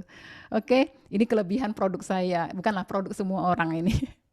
Yang keenam, menurunkan berat badan juga, meningkatkan kualitas tidur, meningkatkan metabolisme, pengambilan keputusan yang lebih matang. Jadi kalau Anda tengkar sama orang tuh, Anda nggak langsung respon, Anda nggak langsung reaksi, Anda mikir dulu, ini orang enaknya dibacok atau dicincang ya gitu ya.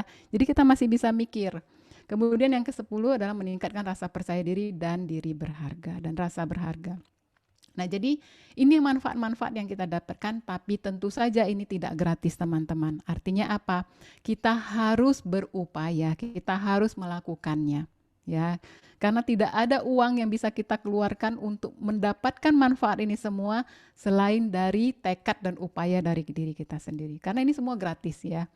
Artinya kalau Anda praktekkan, Anda akan dapatkan hasilnya. Kalau Anda nggak praktek, ya nggak bisa. Anda mau bayar 10 juta pun ke saya atau ke orang lain, ke terapis lain misalnya, tetap nggak bisa kalau Anda tidak melakukannya. Oke? Ya itulah plus minusnya lah ya. Kalau tadi kalau produknya Pak Sadrak tuh keluar uang, keluar tuh produknya. Kalau saya nggak bisa. Nah, ini teknik-teknik relaksasi, ada yoga, ada meditasi. Yang di saya punya itu masuk kelompok ke meditasi atau relaksasi pikiran. Berdoa juga itu menjadi teknik relaksasi. Nah, teman-teman pilih saja. Mendengarkan musik juga, bernyanyi juga ya, tapi pastikan kalau bernyanyi suara Anda cukup bagus, karena kalau tidak, kalau suara Anda jelek, Anda bernyanyi, stres Anda hilang, stres yang dengar yang nggak hilang ya. Kasihan temannya. Kemudian berendam di bathtub dengan air hangat dan bubble, ini juga katanya bisa mengurangi stres ya. Massage ya. Kemudian berkebun juga, melukis juga, ini bisa menjadi cara-cara tipe-tipe atau teknik relaksasi. Kemudian caranya seperti apa? Anda harus berada di lingkungan yang tenang. Ya, nggak bisa kita melakukan relaksasi di tempat misalnya di pasar, apalagi di tengah jalan lagi nyebrang, nggak bisa. Nyetir mobil nggak bisa. Anda harus cari lingkungan yang tenang. Saya mengadakan kelas. Nah, biasanya setelah kelas itu ada inilah after sale service-nya. Jadi seminggu sekali kami ketemu untuk relaksasi bersama. Nah, beberapa teman tuh sedang beraktivitas. Ada yang bisa di jalan. Kalau dia nyetir biasanya dia akan minggir dulu nih, minggir cari tempat parkiran, kemudian dia relaksasi 30 menit bersama-sama kami, kemudian baru dia melanjutkan kegiatannya. Kemudian mau menyediakan waktu yang tenang. Nggak bisa Anda ingin relaksasi 30 menit ya. Tapi kemudian misalnya waktu Anda itu sedikit lagi atau lagi masak nasi misalnya, lagi masak pakai kompor misalnya nggak bisa ya. Atau lagi mau pengen jemput anak, nggak bisa, pasti Anda akan gelisah. Kemudian Anda punya piranti mental yang terlatih. Nah, kalau ini seiring dengan seringnya berlatih, pasti mental atau pikirannya juga akan menjadi terlatih. Artinya apa?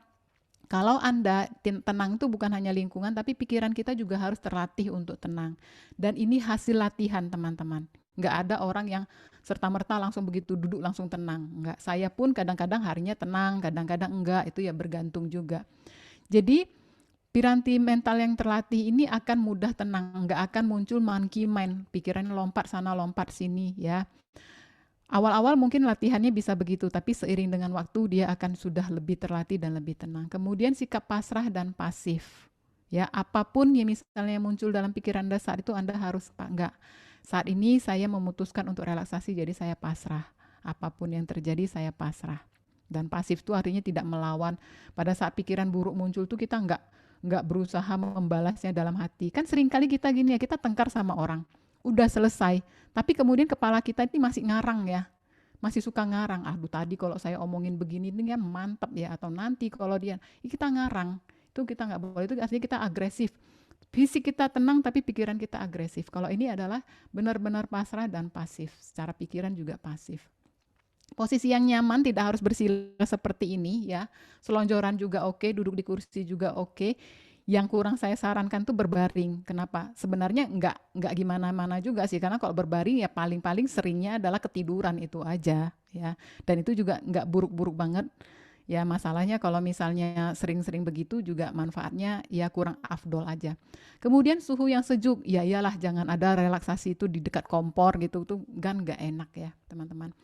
Nah, jadi ini sharing dari saya sudah menjelaskan tentang stres seperti apa, kemudian solusinya apa ya. Jadi semoga teman-teman juga mendapatkan manfaatnya. Mungkin setelah ini nanti akan ada tanya jawab yang kita bisa memperdalam materi kami masing-masing para pembicara. Demikian, nah teman-teman sedikit untuk teman-teman misalnya ingin berinteraksi dengan saya, ini beberapa alamat dari media sosial saya, teman-teman bisa kunjungi saya atau cari sajalah di Google. Sekarang saya kalau ternyata belakangan ini saya sering dapat klien yang ngomong gini, Bu Christine sebelum saya datang ke sini saya sudah nonton YouTube-nya Bu Christine loh gitu ya. Atau saya sudah nonton IGTV-nya Bu Christine loh gitu ya. Karena jadi saya pikir kenapa mereka bisa nemuin, ternyata saya googling diri saya sendiri, nama saya sendiri keluar juga memang semuanya. Jadi teman-teman juga boleh googling. Oke, saya stop share, saya kembalikan kepada Sis Ira. Silakan Sis. Iya, waduh. Oke, terima kasih Bu Christine ya. Lengkap sekali tadi penjelasannya. Jadi intinya memang kita harus kelola stres itu ya Bu Christine ya, supaya tidak terjadi tadi merogoh-rogoh yang namanya pizza ya Bu Christine ya, kalau lagi lapar ya. Boleh, benar sekali. Oke, nah tadi dari penjelasan Bu Christine kita harus pahami bahwa untuk menciptakan berat badan ideal, terhindar dari berat badan berlebihan ya, dan juga obesitas harus dikombinasikan ya tadi ya antara diet ya, olahraga, minum air, istirahat, mengkonsumsi suplemen dan juga yang tadi Bu Christine jelaskan itu adalah mengelola pikiran kita. Nah, eee, Bu Christine, saya ingin bertanya dulu nih Bu Christine ya, tadi mengenai mengelola pikiran ya. Kita sebaiknya tadi Bu Christine bilang kita harus mendiagnosis dulu nih stres kita ya Bu Christine ya. Nah setelah kita diagnosa stres kita dengan berbagai tingkatan tadi ya Bu, langkah apa seharusnya yang kita lakukan Bu supaya stres kita itu ya dalam berbagai level tadi tidak terjadi lagi Bu? Kalau kita kita manusia hidup, kita nggak mungkin nggak mengalami stres ya. Kita pasti mengalami stres, tapi pastikan stres itu adalah stres yang ringan-ringan dan tidak dibiarkan sehingga menjadi nanti berat dan sedang dan kemudian jadi berat. Kalau misalnya tadi stresnya ringan ya bergantung. Tadi kalau misalnya aduh saya masih belum pede nih buat prospek orang gitu ya. Gimana dong? Maka harus sering-seringlah kumpul dengan para leader. Sering-sering ngobrol, sering-sering dengar mereka bicara, mungkin menemani mereka prospek juga. Ya, sering-sering mendengarkan testimoni, sering-sering mendengarkan sharing misalnya. Jadi sehingga dengan mendapatkan begitu banyak informasi, database, rasa percaya diri itu akan otomatis muncul. Nah, itu kan berarti stres yang ringan-ringan, stres yang memang muncul karena aduh, saya kepengen nih berkembang di LWG tapi saya kok kayaknya masih belum pede ya. Itu kan membuat kita kepengen tapi nggak bisa, kepengen tapi nggak bisa. Tapi itu masih kategori ringan. Itu maka bisa solusinya seperti itu ya. Ngobrol dengan orang yang memang sudah menjalankannya dan sudah expert. Jadi sehingga kita punya tuh rasa percaya diri. Selain itu juga ngobrol dengan orang-orang yang sudah sukses itu vibrasinya mereka itu juga akan menular ke kita gitu. Jadi sehingga kita juga mendapatkan vibrasi positif. Kalau yang sedang ya bergantung. Tadi masalahnya masalah apa nih? Misalnya kalau tengkar sama pasangan ya udah minta maaf aja. Terutama Anda bapak-bapak ya, istrinya bilang Anda salah udah terima aja, salah jangan didebat deh nanti makin parah. Ya, percaya sama saya perempuan soalnya. Jadi jadi misalnya contohnya seperti itu. Jadi misalnya dengan pasangan, di dalam pasangan atau di keluarga kita sangat jarang sekali menyampaikan apa? Maaf, terima kasih, aku sayang sama kamu. Ya, jarang ya. Aku sayang sama kamu itu biasanya kalau ada maunya diomongin. Tapi maaf dan terima kasih kayak Allah kamu udah tahu kan burukku kayak apa, udahlah terima aja apa adanya. Terima kasih kayak udahlah nggak usah lah orang sendiri juga ngapain terima kasih. Padahal 3 ucapan ini meningkatkan hormon relaksasi kita. Kalau kita berikan ya kita saling memberikan di keluarga kita sendiri. Ya, ini sangat baik sekali. Jadi misalnya seperti itu. Atau relasi Anda di kantoran ya. Biasanya makin banyak orangnya, makin banyak sikut-sikutannya. Ya semoga ini tidak terjadi di LWG. Jadi sehingga ya bergantung masalahnya. Kita harus mengatasi masalahnya langsung. Apabila itu misalnya adalah pertengkaran dengan seseorang, ya kita bisa langsung mencari tahu ini gimana nih cara solusinya. Atau mungkin Anda ingin melibatkan pihak ketiga yang netral dan sebagainya. Ya itu bisa juga. Kalau yang sudah berat, saran saya memang cari bantuan psikoterapi. Karena kalau sudah berat itu mikir sendiri juga udah nggak mampu, jujur aja. Perlu benar-benar jasa profesional untuk membedah. Kadang-kadang orang datang dengan pikiran yang ruwet, begitu datang konsultasi, dibedah, oh ternyata masalah saya nggak berat-berat banget ya. Iya, karena apa? Dia sudah saking ruwetnya, dia udah nggak bisa melihat benangnya. Ketika dia datang ke depan ke profesional ini bisa melihat masalahnya seperti apa, menguraikan, masalah itu bisa selesai. Jadi kalau sudah berat, saran saya cari bantuan psikoterapi. Psikoterapis itu banyak, ada psikolog klinis, ada hipnoterapis klinis, seperti saya. Ada lagi yang ini bukan jualan, cuman ngasih tahu informasi ya. Ada juga misalnya juga ke konselor, ya bergantunglah masalahnya teman-teman apa. Misalnya kapan hari ada orang yang mau konsultasi ke saya, masalah apa? Masalah misalnya ejakulasi dini. Saya bilang, Pak, itu mendingan ke dokter aja deh, jangan ke saya, kayak gitu ya. Meskipun memang ada urusan psikisnya, tapi ke dokter dulu, cek dulu, dan sebagainya. Gitu dan sebagainya. Jadi bergantung permasalahannya apa. Meskipun stres ini nanti bisa pengaruhnya kemana-mana sih. Bisa ke penyakit, bahkan kanker sekalipun, itu bisa juga karena orang yang stres dipendam-pendam. Maka kalau kita punya masalah jangan simpan sendiri. Sorry ya, saya lupa nonaktifkan. Jangan simpan sendiri.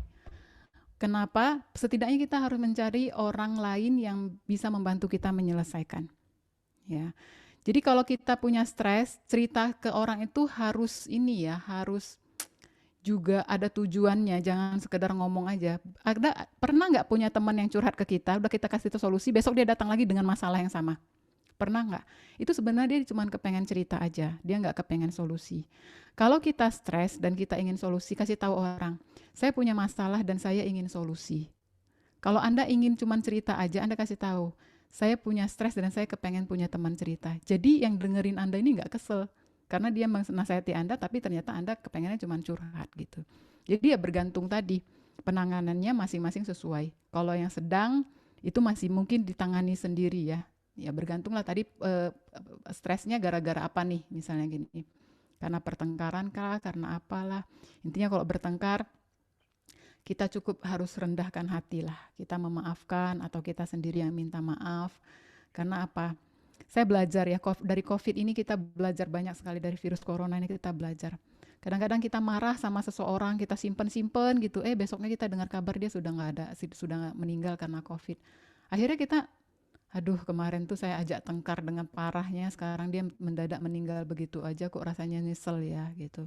Jadi mulai sekarang kita setiap kali ada keperselisihan, kita ingat kembali bahwa kita atau dia bisa pergi kapan saja dan kita tidak ingin membawa pertengkaran ini di akhir hayat kita. Maka ada waktu, selesaikan. Meskipun kita yang harus minta maaf sesusah apapun, kita harus selesaikan. Karena nggak ada gunanya juga kita bawa tidur, ya kan? Gitu. Iya. Oke, nah Bu Kris, sebelum saya masuk ke testimoni ya, jadi ada rekan-rekan kita di sini yang ingin juga sharing. Nah ini satu lagi nih Bu Christine, yang ingin saya tanyakan.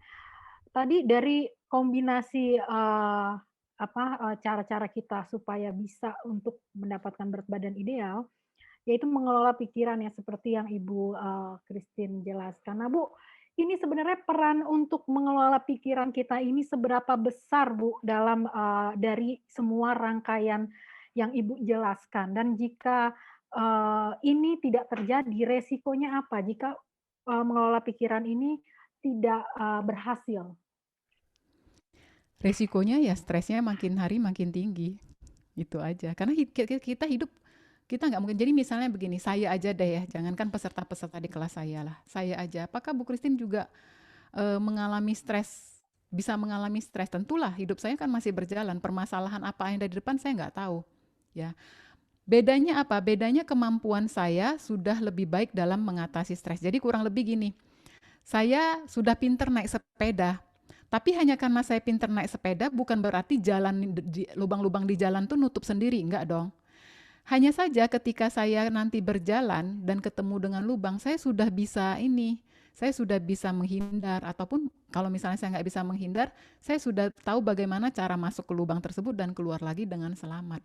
Berbeda dengan orang yang nggak bisa naik sepeda, tapi dia harus dituntut naik sepeda, dia sendiri harus dealing dengan bagaimana menyeimbangkan sepedanya, dan dia harus lagi dealing dengan jalanan yang rusak. Otomatis akan bolak-balik jatuh, luka, cedera, lututnya lecet dan segala macam.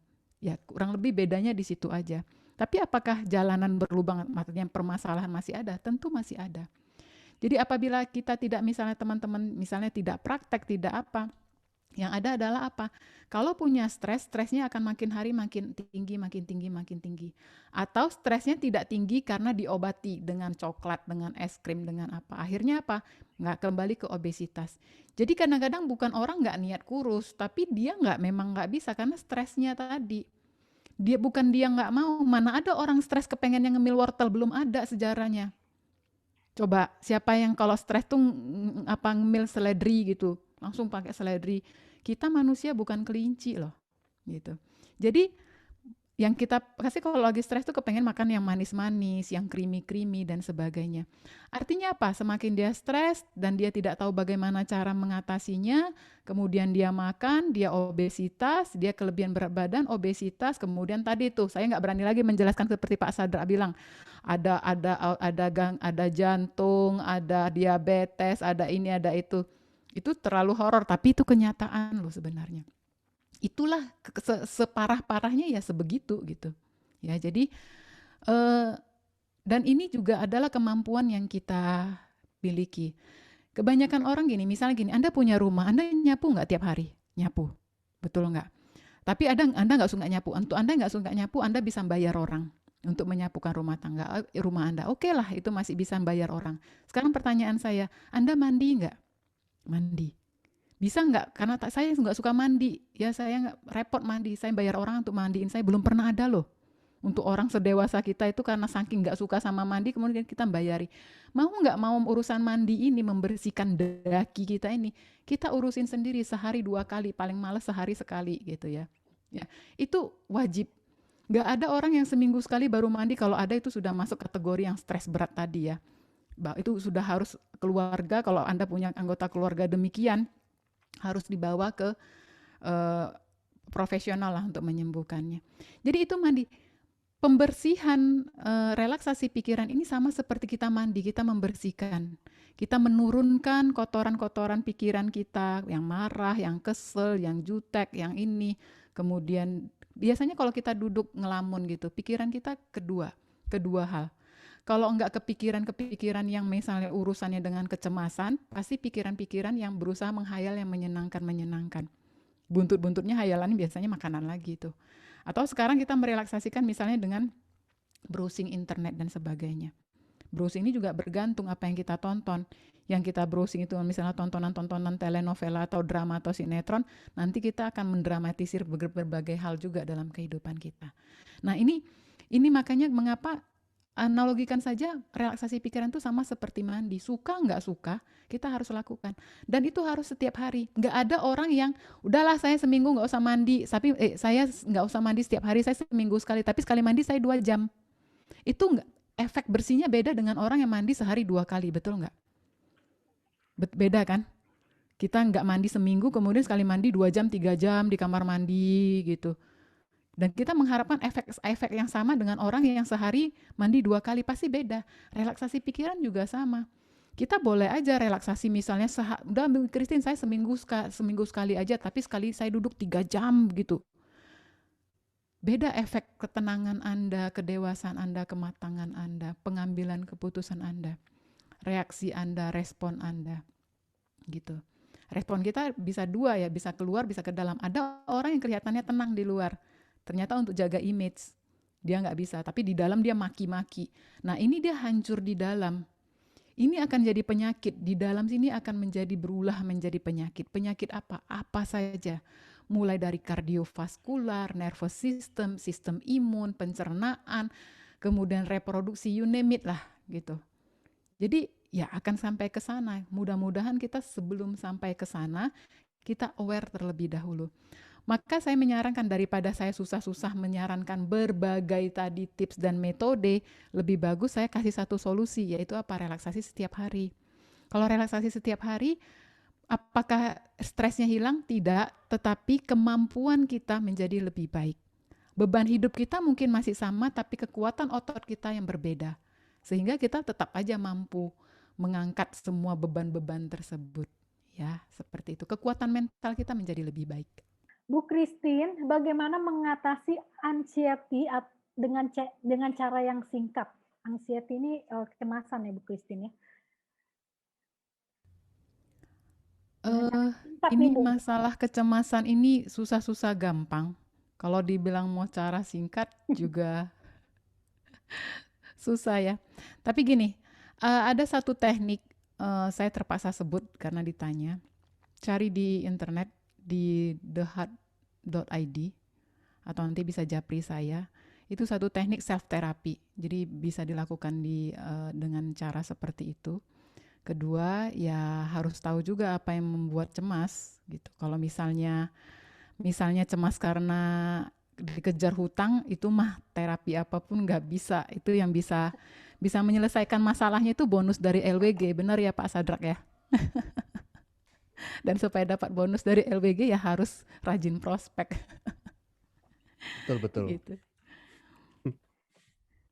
Oke. Jadi nggak bisa langsung secara singkat ya Bu untuk mengatasi kecemasan ini ya Bu ya? Ya, pakai teknik self therapy itu bisa untuk di ini ya. Tapi ya itu juga ada prosedur yang harus dilakukan lah gitu. Karena kecemasan ini, apalagi kalau sudah pernah kena serangan panik, itu benar-benar harus diatasi dengan serius. Karena kalau enggak, yang kasihan adalah orangnya jadi ini ya, karena serangan panik itu mirip-mirip kayak serangan jantung, jadi dia pikir dia mau mati, jadi itu jadi trauma tersendiri, jadi traumanya double. Ada hal-hal yang membuat dia memicu kecemasannya, terus kena serangan panik, kemudian serangan panik itu menjadikan tambahan dari kecemasannya lagi. Jadi kasihan sih ya. Oke. Bu Christine, saat kita relaksasi, tadi Ibu, menjelaskan mengenai pikiran pasif saat berrelaksasi. Nah, itu seperti apa Bu pikiran pasif itu dan saat relaksasi sebaiknya pikiran itu harus seperti apa? Silakan Bu. Pikiran pasif itu adalah pikiran yang nggak lompat sana lompat sini. Untuk itu kita harus menautkan atau mengikat ya si pikiran ini ke satu objek yang netral saja. Biasanya orang-orang mengambil objek napas. Karena di dalam napas itu kan nggak ada apa-apa ya, cuman udara yang masuk, udara yang keluar, udara yang masuk, udara yang keluar, cuman itu. Dan itu netral, tidak ada kebencian di sana, tidak ada kemarahan di sana, tidak ada apa-apa di sana. Jadi ketika pikiran itu hanya ditautkan ke satu objek yang netral, maka itu disebut dengan yang pasif. Artinya tidak benar-benar pasif juga sih. Karena pikiran manusia itu selalu bekerja. Bahkan kita tidur pun pikiran kita bekerja. Untuk itu maka kita ada mimpi dan sebagainya. Itu sih. Jadi apa yang kita lakukan kepada saat relaksasi bergantung jenis relaksasinya apa. Kalau misalnya relaksasinya tadi massage, ya sudah nikmati saja massage-nya, alunan musiknya. Kalau relaksasinya tadi adalah tekniknya adalah mendengarkan musik instrumental, ya sudah dengarkan saja ya. Tapi jangan sambil melakukan hal-hal yang lain, duduk tenang mendengarkan. Namanya juga kita relaksasi. Fisik juga dikondisikan supaya rileks, itu aja sih. Jadi bergantung, tapi kalau misalnya relaksasi mental seperti yang biasa saya bimbing, itu selain mengikuti bimbingan dan arahan saya, maka fokuslah kepada sesuatu objek yang netral, misalnya napas ya. Kalau misalnya mau objek netralnya itu berupa gambar juga nggak apa-apa. Misalnya dengan Anda misalnya membayangkan melihat gambar pemandangan alam gitu ya. Biasanya kalau kita memandang mengingat kembali gambaran-gambaran orang yang kita sayangi, yang cintai gitu. Jangan ingat-ingat wajah orang yang barusan kita ajak berantem. Itu pikiran udah nggak pasif itu. Ya. Nah seperti itu sih. Oke. Ya. Nah, ini ada lagi ini pertanyaan terakhir ya. Karena Bu, untuk relaksasi kita butuh waktu berapa lama Bu nanti kalau misalnya kita pengen tahu nih, pengen belajar juga nih Bu? 15 menit cukup. Oke, nggak apa-apa ya, kita lebih 15 menit, pasti di sini semua pengen belajar relaksasi sama Bu Christine. Nah, ini pertanyaan terakhir ya. Bu Christine, ketika, saat, stres saya ngemil makanan, bagaimana sih Bu mengelola pikiran supaya saya jadi nggak selera untuk nyomot makanan saat stres? Nah, tadi saya tertarik dengan sharing ibu yang pertama, siapa namanya? Tadi ada Ibu Noni. Ibu Noni. Ingat nggak tadi Ibu Noni cerita apa? Dia nggak diet, dalam arti kata dia tidak berusaha membatasi makanannya secara, biasanya itu yang dimaksud orang diet adalah membatasi makanan dengan gigih dan berdarah-darah, itu definisi diet. Tapi Bu Noni tadi makanannya berkurang secara alamiah, betul nggak? Dia nggak berusaha ngurangi, tapi dengan dia mengkonsumsi Cianos Slimming tadi secara rutin, porsi makannya otomatis berkurang. Kenapa? Karena selama ini makanan Bu Noni itu pasti makanan yang tinggi kalori tapi minim gizi. Boleh dibilang makanan Bu Noni nggak bergizi. Kena Cianos Slimming yang tadi bayangkan 100 macam buah yang diekstraksi, masa sih nggak ada mineral vitamin yang lengkap di sana. Jadi ketika dia tubuhnya mendapatkan asupan gizi yang komplit, yang lengkap, pelan-pelan keinginan dia makan yang banyak itu juga berkurang. Jadi biasanya begini, ketika kita tidak makan makanan yang bergizi, sayur tidak ada, buah tidak ada, ya, dan kemudian apapun nggak ada, cuman makanannya makanan-makanan yang besar, kalorinya besar, tapi nggak ada gizinya lagi gitu. Maka tubuh kita ini akan terus-menerus lapar. Ketika tubuh kita terus-menerus lapar, hormon ghrelin itu akan terus-menerus dihasilkan oleh tubuh kita untuk ngasih tahu kita, kamu belum makan. Padahal tadi udah makan nasi padang satu, nasi misalnya lah, atau apapun lah makanan yang biasanya makanan-makanan ini sih, makanan-makanan yang fast food itu loh, makanan-makanan yang begitu, itu biasanya makanan meskipun makan banyak, tapi tubuh tetap kelaparan karena nggak ada gizinya, nggak ada nutrisinya. Jadi sehingga dia akan lapar lagi, nanti Anda makan misalnya habis makan burger, nggak lama kemudian lapar lagi, Anda makan donat, sama aja nggak ada gizinya. Tapi kalorinya kan bertumpuk-tumpuk, akhirnya kelebihan berat badan. Jadi kalau Anda punya dorongan makan lagi dan lagi, artinya makanan Anda selama ini kurang gizi. Maka makanlah makanan yang bergizi. Itu tadi contoh yang udah nggak bagus dari Bu Noni. Saya nggak tahu makanannya sehari-hari apa, tapi nggak mungkin lah nasi padang melulu, pasti ada yang lain lagi. Cuman ketika mengkonsumsi suplemen tadi, kebetulan suplemen ini punya banyak nutrisi, dan nutrisi yang dibutuhkan oleh tubuhnya sudah cukup sehingga tubuhnya nggak mengeluarkan sinyal lapar. Sehingga Bu Noni merasa nggak perlu makan sebanyak itu. Ketika intake-nya berkurang, kemudian aktivitasnya juga banyak meskipun dia nggak nge-gym, tapi karena intake-nya berkurang maka berat badannya turun. Selain juga mungkin ada ini ya zat-zat lainnya yang di dalam, contohnya misalnya probiotik dan prebiotik yang memang mendukung metabolisme dan sebagainya. Tentu itu. Jadi itu jawabannya. Karena Anda kurang gizi. Ya, Anda banyak makan tapi kurang gizi. Itu dia. Jadi ya boleh ikuti langkah Bu Noni tadi atau mulai perbaiki gizi Anda gitu. Cek saja, buat jurnal makan Anda dan Anda lihat apa saja yang Anda makan. Tanya gizinya di mana. Nggak ngerti gizinya, browsing di internet. Nggak ngerti juga, bayar duit ke nutrisionis, kasih tahu dok atau biasa nutrisionis itu nggak harus dokter juga. Coba cek ini jurnal makan saya. Nah, jadi biasanya begitu. Intinya kalau kita kurang gizi, gizi itu harus seimbang ya. Ada serat, ada vitamin, ada mineral, ada karbohidrat, protein. Ya, nggak semua melulu itu biasanya ya kalau misalnya fast food itu sudah pasti makanan olahan ya gizinya pasti berkurang lah. Oke. Jadi itu karena kurang gizi, Bu. Orang Iya, gemuk bukan berarti kelebihan gizi loh ya. Orang gemuk itu kelebihan kalori, belum tentu kelebihan gizi. Malah kebanyakan orang gemuk itu kekurangan gizi. Yang hmm, dimaksud gizi itu ya tadi sayur buah itu salah satu sumber gizi yang sangat baik. Orang oh, sekarang males, biasanya suka suka main ini suplemen ya gitu ya. Harus diimbangin juga lah ya. iya. Harus Oke, diimbangin. Bu Kisin, apakah kita masih cukup jika ingin belajar relaksasi atau gimana? Bergantung teman-teman masih mau stay atau Oke, kita enggak. Kalau minta pendapat. saya bimbing tapi teman-temannya pulang atau leave ya percuma. Oke, mungkin Jadi gini kembali aja, Bu. pada teman-teman. Oke, mungkin gini aja. Apakah kita malam bisa dikasih, wah nih pada mau semua nih Bu nih di chat kita. Wah mau.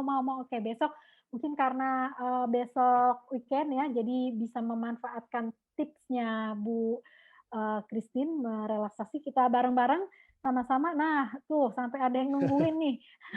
Jadi Bu Christine boleh ya dikasih bonus nih sama Bu Christine ya, kita relaksasi, Boleh, kita tambahin boleh. teman-teman stay ya, karena ini kapan lagi kita langsung dibimbing sama pakarnya nih. Silakan Bu, apa yang mesti kita lakukan Bu?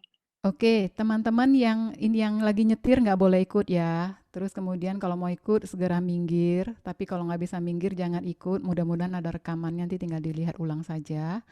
Sekarang teman-teman yang sedang berada di tempat masing-masing, cari posisi yang enak, PW, posisi enak.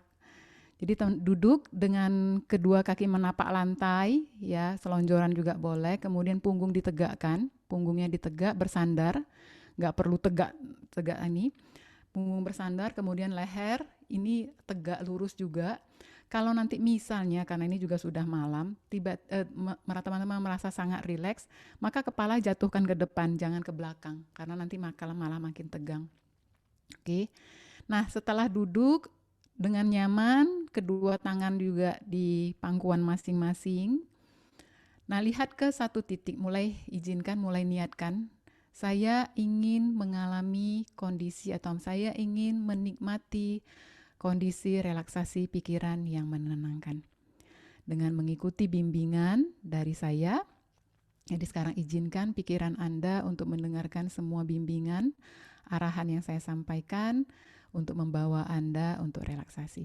Sekarang fokus ke satu titik yang ada di depan Anda, jangan lawan cahaya. Pelan-pelan, tarik nafas panjang dan dalam. Penuhi rongga paru-paru Anda. Jika sudah penuh, kemudian hembuskan, mata tetap dibuka dan tetap memandang ke satu titik tersebut. Rasakan rongga dada Anda longgar dan menjadi rileks. Bagus. Lagi tarik napas panjang dan dalam lagi. Jika sudah penuh paru-parunya, hembuskan. Rasakan tubuh semakin rileks, semakin nyaman. Sekali lagi, tarik napas panjang dan dalam. Hembuskan, sekarang pejamkan mata. Bagus sekali. Begitu Anda memejamkan mata, langsung rasakan tubuh Anda menjadi begitu berat, tapi terasa sangat nyaman, sangat rileks, sangat ngantuk. Pikiran-pikiran apapun yang muncul, abaikan. Mereka semua tidak lagi penting saat ini. Yang terpenting adalah keutuhan diri Anda dan kedamaian Anda saat ini. Perasaan-perasaan yang muncul, izinkan hanya perasaan rileks saja yang Anda rasakan saat ini. Sekarang perhatikan kedua telapak kaki Anda yang menyentuh lantai. Rasakan pelan-pelan ada aliran relaksasi yang menjalar dari lantai menuju ke telapak kaki dan pergelangan kaki Anda. Begitu perasaan rileks Anda rasakan, rasa rileks ini pun berubah menjadi cahaya dan Anda merasakan kaki Anda menjadi cahaya. Lalu, pelan-pelan relaksasi ini menjalar lagi ke betis. Rasakan betis menjadi rileks.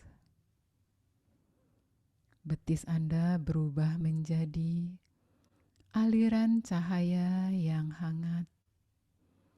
Lalu, kehangatan dan rileks ini mengalir lagi ke lutut, ke paha.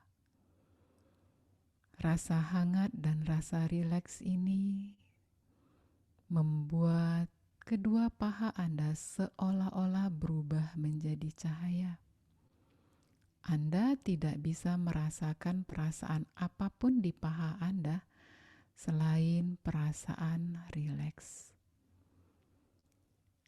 Lalu pelan-pelan rasa rileks ini menjalar ke bokong Anda, ke titik sentuh tempat duduk Anda.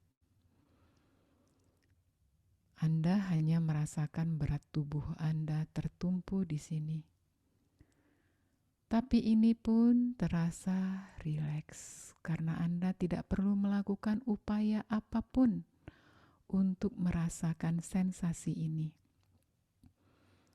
Pelan-pelan rasa rileks ini mengubah bokong Anda menjadi cahaya.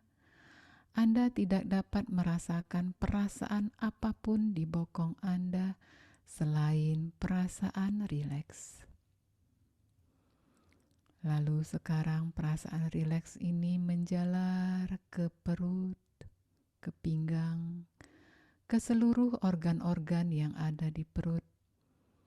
Perut Anda terasa rileks. Organ-organ yang ada di dalamnya terasa rileks. Perut Anda pun berubah menjadi cahaya. Anda tidak bisa merasakan sensasi apapun di perut Anda selain perasaan rileks. Sekarang perasaan rileks ini menjalar ke dada, kan rongga dada, dan seluruh organ-organ yang ada di dalamnya. Rasa hangat dan seluruh organ hingga dada Anda berubah menjadi cahaya. Anda tidak bisa merasakan perasaan apapun di dada Anda selain perasaan rileks. Lalu cahaya dan relaksasi ini mengalir ke kedua lengan Anda hingga jari-jari tangan. Rasakan tangan Anda rileks dan berubah menjadi cahaya. Anda tidak dapat merasakan perasaan apapun di kedua tangan Anda selain perasaan rileks. Lalu perasaan rileks ini mengalir ke kedua pundak Anda, ke leher, ke otot-otot wajah, ke otak, dan ke seluruh kepala Anda. Pundak, leher, otot wajah, dan seluruh kepala Anda berubah menjadi cahaya. Anda tidak bisa merasakan sensasi apapun selain perasaan rileks. Bagus sekali. Sebentar lagi akan terdengar hitungan turun. 1 turun ke 10. Dalam setiap hitungan, niatkan relaksasi Anda menjadi semakin dalam. Tubuh Anda semakin mengantuk. Pikiran Anda semakin malas berpikir. Anda benar-benar tidak harus berpikir apapun saat ini. Cukup kesadaran Anda saja yang mendengarkan suara bimbingan. Siap? 1. Niatkan tubuh Anda menjadi semakin rileks, semakin ngantuk, semakin berat. 2. Pikiran semakin malas berpikir, semakin damai, semakin hening. 3. Turun lebih dalam lagi, lebih rileks lagi.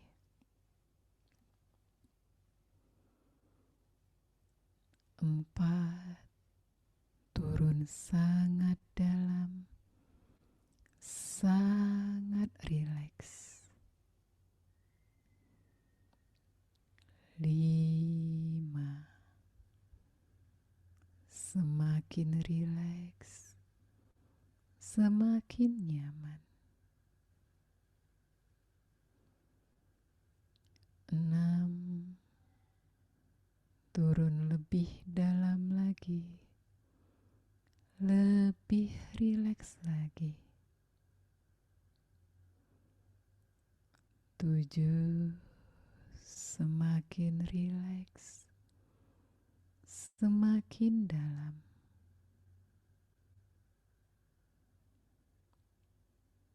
8. Sangat rileks, sangat nyaman. 9. Pada hitungan berikutnya, Anda benar-benar rileks, benar-benar nyaman. 10. Kini Anda benar-benar rileks. Izinkan di kondisi relaksasi yang sedalam ini, tubuh Anda memperbaiki dirinya sendiri.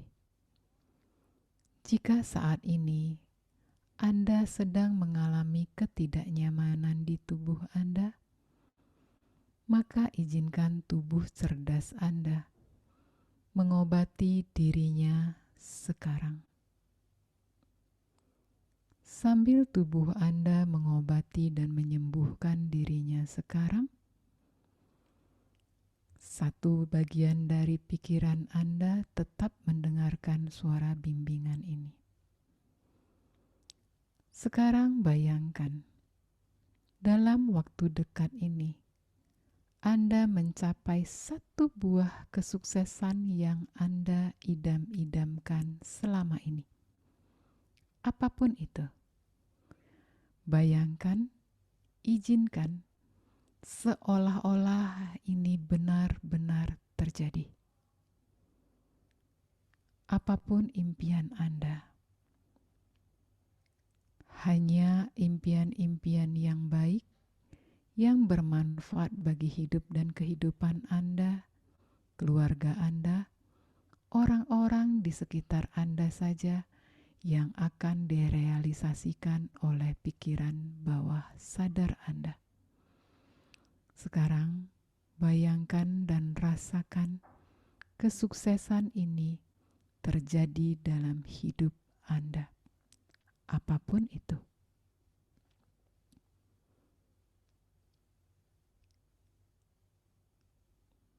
Bagus sekali. Setelah Anda membayangkan dan merasakannya, mintalah pada figur otoritas spiritual Anda, entah Tuhan ataupun figur otoritas spiritual yang Anda yakini lainnya, atau mungkin adalah perbuatan baik Anda selama ini. Minta izinlah kepadanya yang lebih berkuasa, yang lebih otoritas, pemilik kehidupan, untuk membantu Anda mewujudkan impian ini dalam waktu dekat. Tugas Anda hanya satu: berpasrah kepadanya dan mensyukuri setiap nikmat yang masih Anda rasakan hingga detik ini. Napas Anda, mata Anda, hidung Anda, telinga, lidah, kulit, dan semua hal yang masih ada pada Anda. Terwujudnya impian ini adalah hal yang sangat mudah selama Anda melakukan tugas Anda tadi. Anda meyakini bahwa Anda layak dan pantas untuk mendapatkan impian Anda ini terjadi dalam hidup Anda. Anda berpasrah apapun hasilnya adalah terbaik yang Sang Pencipta telah berikan pada Anda. Yang ketiga, bersyukurlah atas setiap nikmat yang Anda rasakan. Semakin Anda melakukan ketiga hal ini, semakin dekat untuk terwujud impian yang Anda inginkan tadi. Ini juga berlaku untuk impian-impian Anda berikutnya. Mulai sekarang dan seterusnya, lepaskan segala kecemasan apapun bentuknya. Bagus sekali. Sekarang, sadari kembali keberadaan Anda di ruangan Anda masing-masing. Niatkan untuk keluar dari kondisi relaksasi ini. Tetapi sebelum Anda dibimbing keluar, ambil waktu sejenak untuk berdoa. Waktu hening dimulai sampai terdengar suara bimbingan kembali.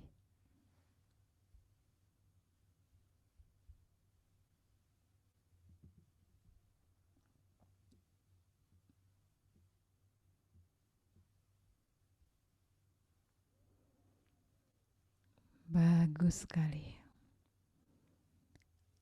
Ingat untuk memberikan ucapan terima kasih dan rasa syukur di dalam doa Anda. Karena hanya rasa syukurlah yang membuat Anda pantas dan layak untuk mendapatkan nikmat lainnya. Sekarang bersiap-siap keluar dari kondisi relaksasi ini. Akan terdengar bimbingan.